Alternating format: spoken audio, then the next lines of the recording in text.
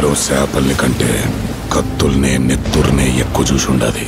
అందుకేనేమో దీన్ని ఎర్ర సముద్రం అంటారు. Young tiger NTR Koratala Shiva combination లో రాబోతున్న సినిమా దేవర. ఈ సినిమాపై అంచనాలు భారీగా ఉన్నాయి.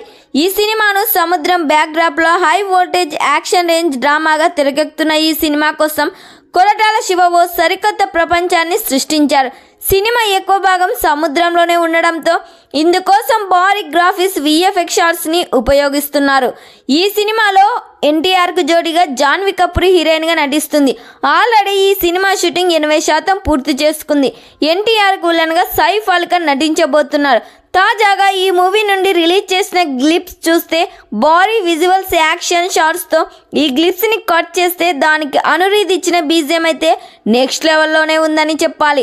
ఈ సినిమాలో ఇంగ్లీష్ లిరిక్స్ తో బీజిఎం క్రియేట్ చేసి మిస్మరైజ్ చేశాడు.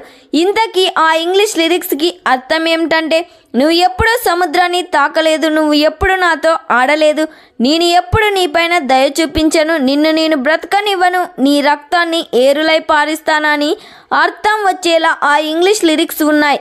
దీన్ని బట్టి చూస్తే సినిమాలో ఎన్టీఆర్ తండ్రి కొడుకులుగా డ్యూయల్లో కనిపించబోతున్నారని స్పష్టమవుతుంది.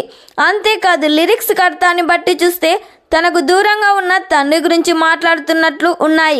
ఈ సినిమాను April 5, 2024 పాన్ ఇండియా లెవెల్లో రిలీజ్ చేయబోతున్నారు. మరి ఈ సినిమా థియేటర్స్లో రిలీజ్ అయ్యి బ్లాక్ బస్టర్ హిట్ కావాలని కోరుకుందాం.